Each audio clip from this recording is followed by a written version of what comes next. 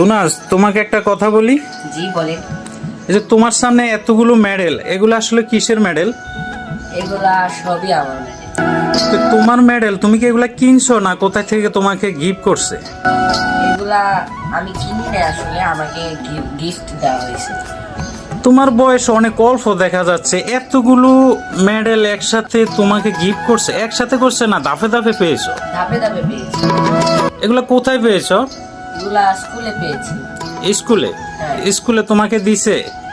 না, স্কুলে সাধারণত দেয় না, কিন্তু কেউ যদি প্রতিযোগিতা অংশগ্রহণ করে প্রথম, দ্বিতীয় বা তৃতীয় হয়, তখন তাকে মেডেলগুলি দেওয়া হয়।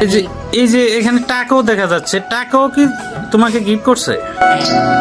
এটা হলো এগুলা কোথায় তুমি অংশগ্রহণ করছো? এটা হলো স্কুল পর্যায়ে, জেলা, উপজেলা, বিভাগীয় পর্যায়ে ফার্স্ট, সেকেন্ড, থার্ড এর মাধ্যমে আমি এখানকার অনেক মেডেল অর্জন করেছি এবং আমাকে সার্টিফিকেটও দেওয়া হয়েছে এবং বিভাগীয় পর্যায়ে যেতে পারার কারণে আমাকে এখানে উপহারস্বরূপ টাকাও দেওয়া হয়েছে। এখন সবগুলো মেডেল তোমাকে দেওয়ার পরে, তোমার হাতে আসার পরে এবং সামনে যে গোছাইতেছো, এখন তোমার থেকে কেমন লাগে? আমার থেকে নিজের মেডেলগুলো নিজেই দেখলে আমার কাছে গর্ববোধ মনে হয় যে আমি আসলে এতগুলো মেডেলের অধিকারী।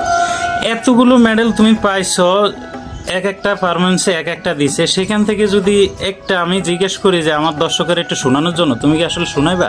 হ্যাঁ, পারবো।